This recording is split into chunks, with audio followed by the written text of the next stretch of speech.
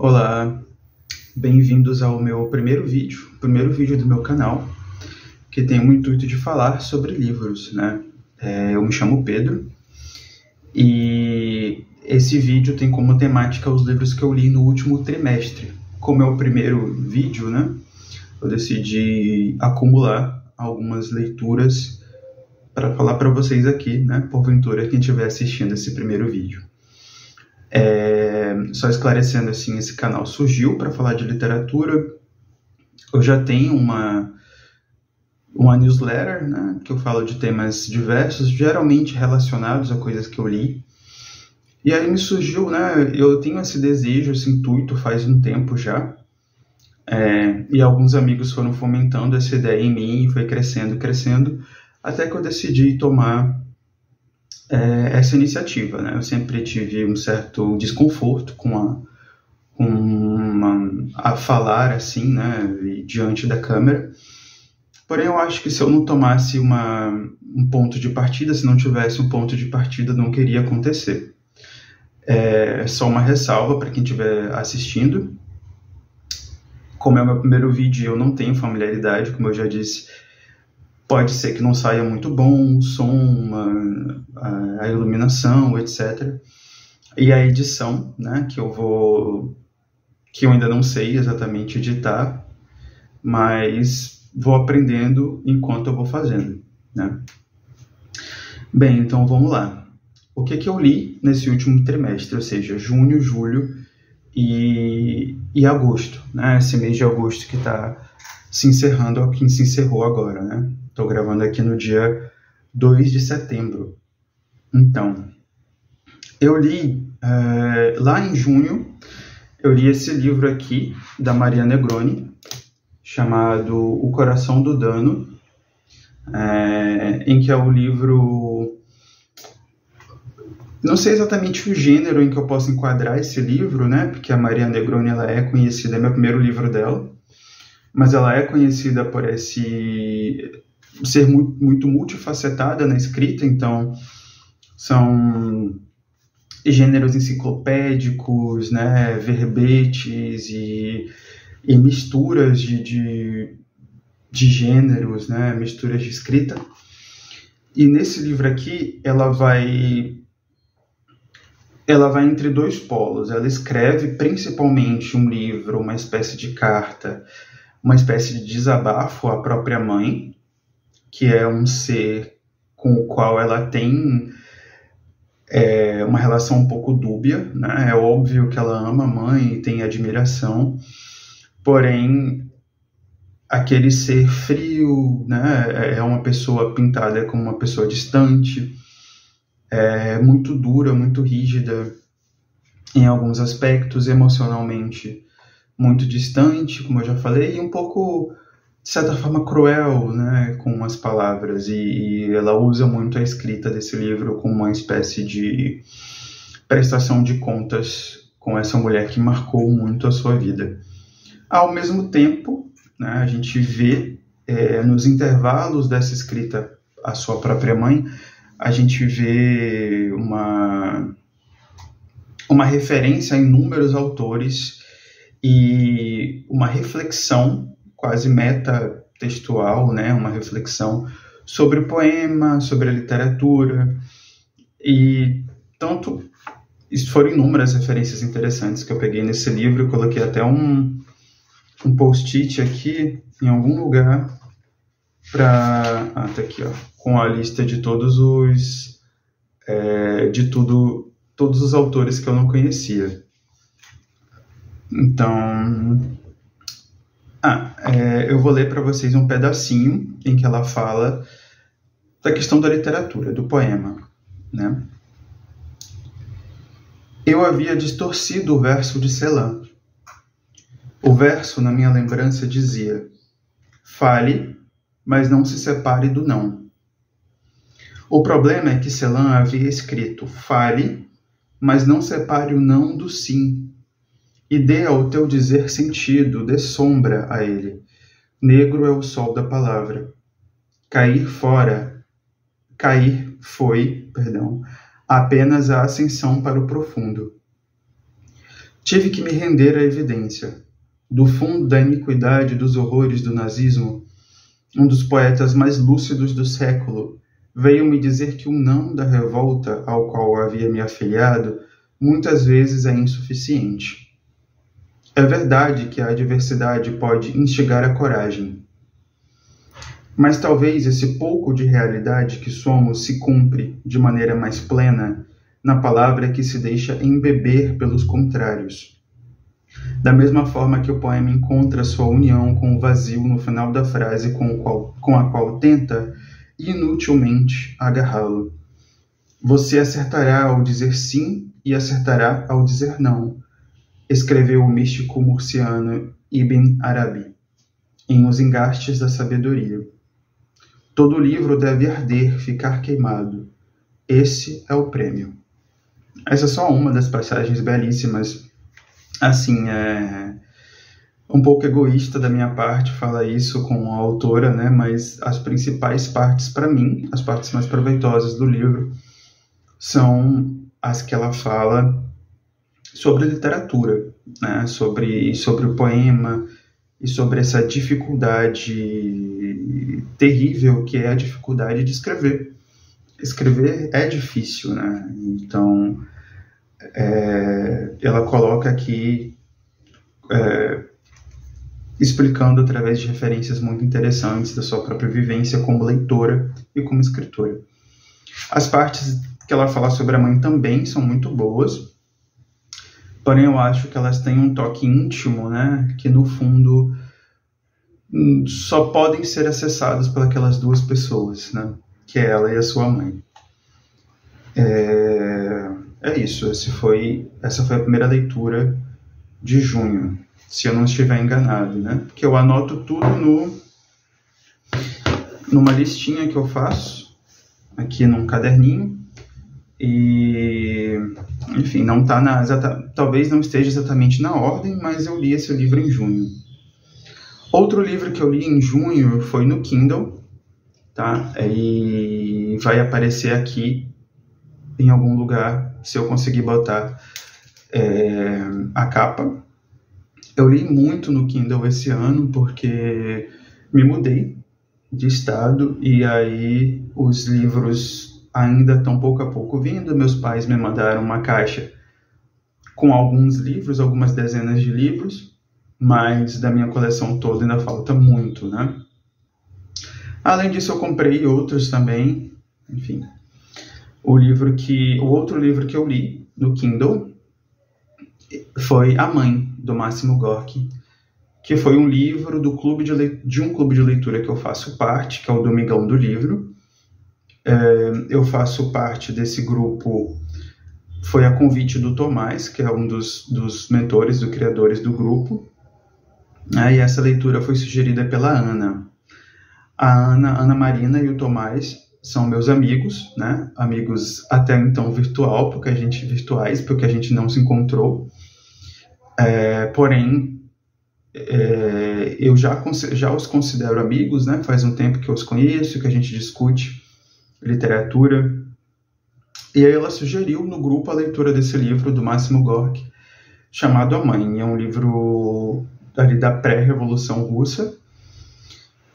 Ele tem, de certa forma, um pouco de datado, né?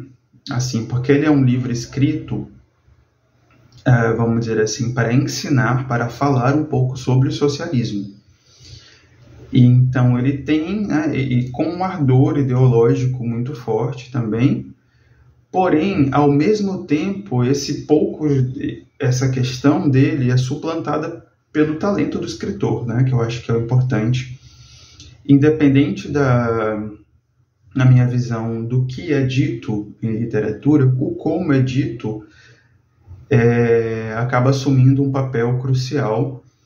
E no caso, ele é um escritor talentoso, eu considero, ainda que pessoas do grupo tenham divergido, né, dessa questão.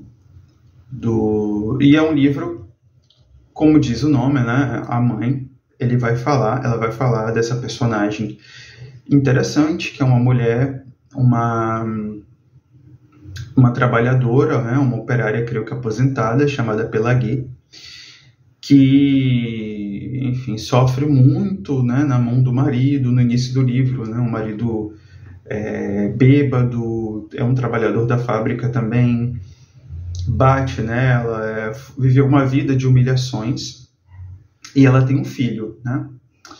Esse filho, cujo nome eu me esqueci no momento, tentando me lembrar aqui, mas enfim, esse filho, com o tempo, né, ele vai se afeiçoando a livros, a teorias socialistas ali, naquela época de efervescência, de ebulição, que precedeu a Revolução Russa. E ele vai criando, né, ele vai participando dessa espécie de núcleo clandestino de ensino e de discussão, e porventura de futuras ações sobre o socialismo. E o que é interessante no livro é que ele não é um livro que discorre sobre a teoria pesada, né, a teoria bruta. Ele não é um livro difícil, vamos dizer assim, porque tudo é narrado, tudo é pensado a partir do ponto de vista da Pélague. Ela, então, são os olhos daquela mulher praticamente analfabeta, ainda no início do livro, muito cheia de credulidades, né? Cheia de superstições e com a ideia muito cristalizada sobre o local que ela deve ocupar na sociedade, que é o de mulher, de mãe, etc. Ela vai pouco a pouco se desenvolvendo, né? E nós vamos aprendendo tudo aquilo a partir dos olhos dela. Então o personagem vai aprendendo e a gente vai aprendendo junto com ela. Portanto, é quase que um romance de formação, como se ela tivesse nascido ali, porque ela mesma fala, ela não teve vida até aquele momento, né? Até o momento em que o livro começa e a gente vê as transformações dela, né? E pouco a pouco a gente vai se afeiçoando àquela personagem que, de certa forma, não é só a mãe, né? Não é apenas a mãe de uma pessoa, mas que vai se transformando na mãe de todos, né? E o final, para mim, é muito interessante, muito bom, mas eu não vou dizer para não atrapalhar a leitura de quem for ler. Outro livro bom, né? Esses dois até agora foram livros muito bons.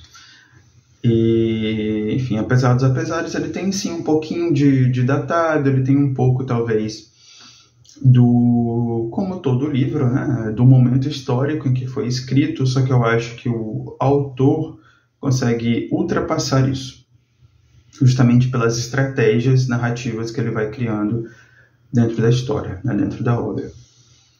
Outro livro dessa época, outro livro de poemas, é uma releitura, é o livro da Natália Agra, chamado Noite de São João, né? Eu li esse livro na época do mestrado, eu sou formado em Letras Espanhol, e fiz mestrado também, né, na área da poética. E aí eu li esse livro na época do mestrado, é um livro da editora Corsário Satã.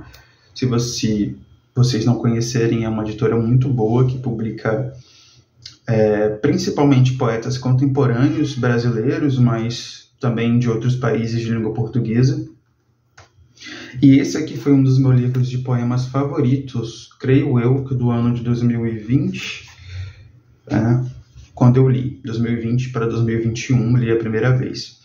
Reli esse ano para escrever um trabalho, e foi tão boa, e a releitura, nossa, foi tão boa quanto a leitura inicial, né? Eu acho que quando a gente relê um livro, principalmente um livro que a gente gostou da primeira vez, e é como se a gente estivesse lendo tudo de novo, né? Uma releitura, para mim, uma releitura é tão importante quanto uma leitura inicial. Aqui tem poemas muito bons, ela dialoga, claro, com questões da cultura, né? Da sua própria cultura, do seu próprio arcabouço, como bandas, como escritores que ela leu, algumas escritoras que ela gosta, né? e a qual dedica poemas. São escritoras que eu admiro e gosto também, como a Euridice Fontella e Alejandra Pizarnik. que é uma escritora argentina. Inclusive, eu estudei no mestrado. Ela também fala de Paul Celan, ela fala de... Deixa eu ver o que mais, né? O Sétimo Selo, enfim. Coisas muito interessantes, mas é um livro também difícil, porque ele é um livro... Muitos poemas são sobre o luto, sobre a perda, sobre a morte de seus parentes, né? E isso é muito interessante, como ela constrói essa ausência-presença através da linguagem poética. E eu gostei bastante, né? Tem poemas lindíssimos aqui, como o próprio Noite de São João, que dá nome ao livro, né? Pavana para minha irmã morta, muito bom também. O passado é uma casa abandonada de onde nunca conseguimos sair, né? Que tem esse mote assim. Na floresta há um monstro e ele é muito parecido comigo. Esse poema é talvez o meu favorito. Ela tem um poema em prosa muito legal chamado Fogo Fato, que tem passagens bem bonitas, né? Sobre o esquecimento. Dedico várias horas dos dias ao diálogo áfono com cada um dos meus mortos, fantasmas presos eternamente no assoalho da memória. Toda morte, há em toda morte um pouco de nossa própria morte. Muito, muito legal. Era uma fase que eu estava muito... Eu estudo silêncio, então estava tentando aí divergir um pouco para a questão da morte no poema, né? Na linguagem. Não se preocupem que não uma perspectiva mórbida, tá? E, enfim, um próprio poema chamado Alejandra Pizarnik e um lindo, lindo, lindo chamado Como Desaparecer Completamente. Enfim, é um dos meus livros de poemas favoritos, e não só um livro contemporâneo de poema, mas um dos meus livros favoritos de poema também. Tá? Pois bem, depois desse livro, eu estou aqui consultando meu caderno, eu li Travessuras da Menina Má, né? Que foi um dos livros do grupo de leitura do Christian Assunção, do Catarse do Christian Assunção, que é outro canal aqui. Eu acho que o vídeo está tremendo porque eu estou colocando as coisas na mesa. Enfim, ele Nossa, esse livro é incrível, assim, né? Não tenho o que falar. É o meu segundo livro do Mário Vargas Llosa, foi no Kindle também, que eu li. E esse livro, ele é a história, né, de um homem chamado Ricardo, desde quando ele era criança, e sua relação com essa mulher que ele conhece, também quando criança, lá no Peru, né? Enfim, que ele chama de Menina Má, e aí quem lê vai descobrir o porquê, porque ela é realmente uma personagem e tanto. E esse livro é o desenvolvimento da relação dos dois, nessa espécie de crueza e masoquismo que é viciante. O livro ele é viciante. Eu acho que foi o livro que eu li mais rápido esse ano. E ele também é óbvio e fica muito claro, eficacente para quem lê, que o romance tem muita influência do romance francês, né? A gente vê muito ali de um Balzac, de um Victor Hugo, de Flaubert. Flaubert, assim, gritante, né? Porque a personagem da Menina Má, ela na minha opinião, ela sofre de uma espécie de bovarismo radical, né? Ela quer... E isso cria muito sofrimento, não só para ela, mas para o personagem principal, que é o Ricardo, que é um homem apaixonadíssimo por ela, né? E capaz de sofrer todas as humilhações que uma paixão avassaladora pode provocar. Enfim, ela sofre desse bovarismo, que é essa tentativa, né, de alcançar esse outro mundo, essa idealização social, né? Essa idealização de um outro status que a leva a tomar decisões terríveis e que o vai e vem da relação dos dois, passando pelo Peru, por Paris, principalmente Paris, porque o plano de vida a principal meta de vida do Ricardo é viver em Paris, ele não tem mais outra ambição, né? A não ser essa, ele consegue, e enfim, é um livro com muitas nuances que eu não tenho como falar aqui, senão o vídeo vai ficar imenso, mas isso eu recomendo, é uma escrita excelente, e eu acho que eu vou querer ler outros livros dele esse ano também. Depois de As Travessuras da Menina Má, eu li por último agora um livro do César Vallejo, que é um escritor que era, né, um escritor peruano, um poeta, eu acho que o mais destacado poeta do Peru, que deve com certeza ser estudado nas escolas, nas universidades lá no Peru. E esse, como eu já falei, eu fiz letras espanhol e eu ouvi falar muito dele, né, César Vallejo.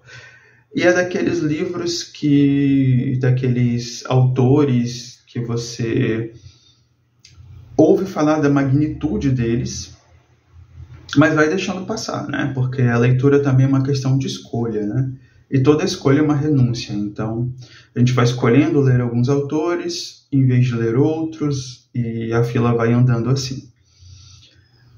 Só que esse ano eu decidi ler no Kindle também. O livro se chama... Eu li em espanhol, né? A tradução literal seria Eu Morrerei em Paris e Outros Poemas. É um recompilado de seus principais poemas.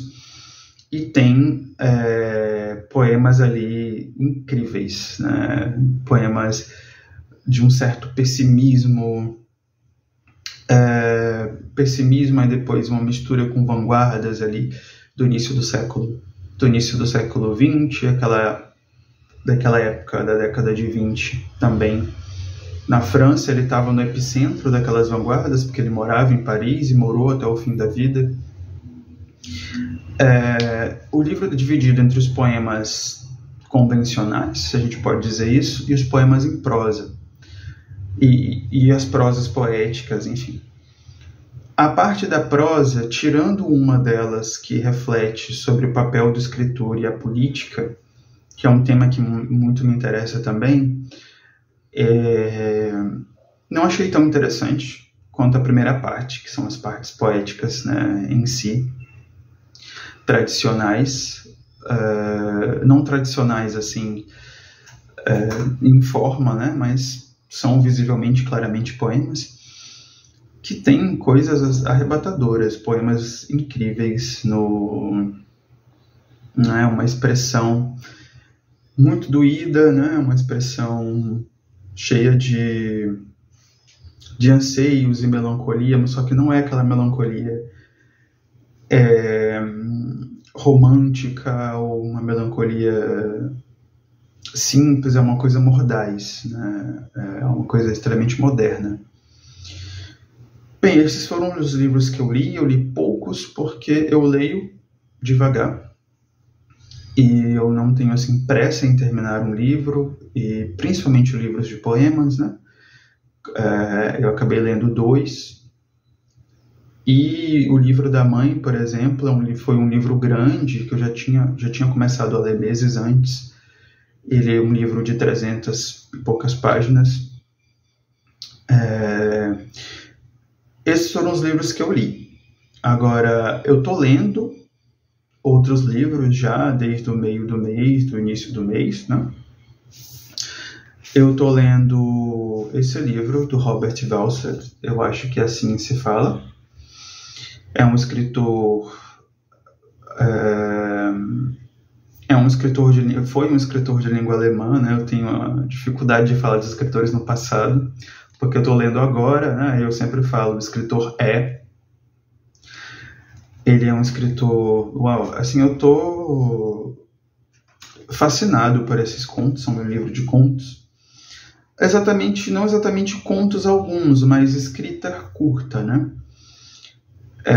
Foi um livro que foi me recomendado no falecido Twitter, quando eu tinha. E aí eu anotei numa listinha, como eu sempre anoto coisas, né? E aí me surgiu a oportunidade de comprar esse ano e comprei. Eu ainda estou menos da metade, como eu falei, leio muito devagar, às vezes releio o mesmo conto em dias diferentes. Não tenho essa pressa em terminar nenhum livro, né? Tem contos muito... Eu não sei exatamente o que pensar ainda, a não ser aquele primeiro impacto de leitor de que é um livro que eu gosto, que eu estou gostando. Como todo livro de coletâneas, de contos ou escritas curtas, existem os melhores e os menos melhores, né? Aqui tem um interessantíssimo, que é sobre a calça comprida, que o personagem vai tecer comentários e pensamentos sobre as mulheres usando calça comprida. E o que eu gosto também são os finais de cada conto, que acaba numa coisa meio anticlimática, né? Um simples comentário e vamos deixar para lá esse tema, partir para outro. Acho isso extremamente moderno e interessante. Viagem de Balão é incrível e ele vai colocando essas pequenas coisas mundanas, e dentro dessa mundanidade, dessa coisinha pequena, né, vai tecendo também comentários aqui e ali, comentários de minutos que são muito bons, muito primorosos, né? E é claro, como a maioria dos grandes contos, como o Chekhov nos ensina, né, nascem de situações pequenas, de situações minúsculas, né? Este aqui que eu não sei nem como falar direito, Kleist in Thun, é belíssimo, fala do escritor Kleist, que vai passar uma temporada nessa casa em Thun. Aí ele não consegue sentir infelicidade nem tristeza, e ele quer sentir aquela infelicidade. É muito bom, né? Outro que é muito bom também, eu acho que foi inclusive o que eu li ontem, que se chama Pequena Berlinense, né? Todos eles escritos até agora em 1914, 1916, creio eu. Só que eu ainda estou mais ou menos assim, menos da metade do livro, né? Estou lendo no Kindle um livro da Clarice Lispector chamado Laços de Família. E, nossa, até agora também estou em menos da metade, mas tudo que eu li ali é incrível. Ali não tem nenhum conto ruim, né? O conto da galinha, uma galinha é fenomenal. Deixa eu ver um outro, Amor.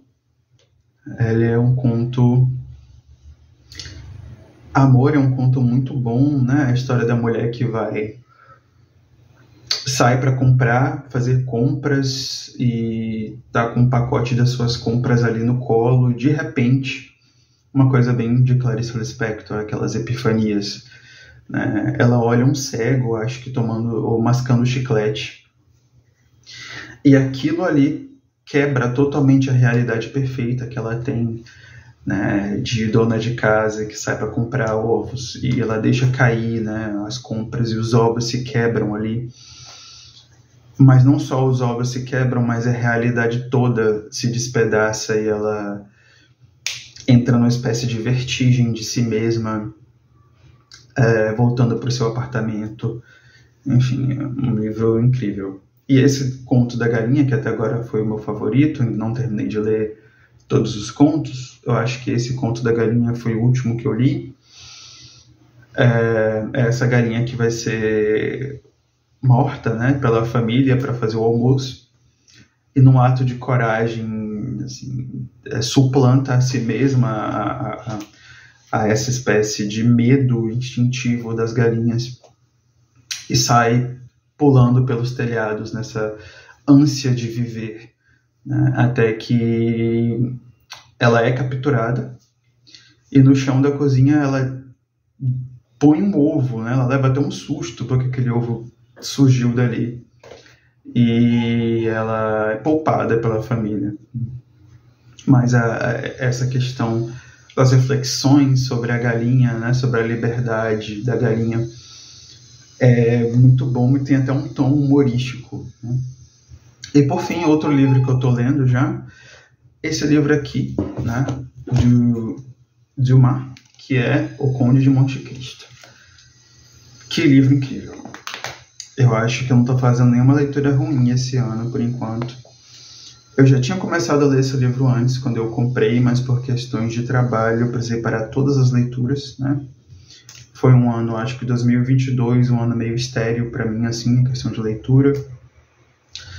Aí eu aproveitei outra leitura coletiva para começar. Não estou cumprindo o cronograma, estou cumprindo o meu cronograma, que é muito lento.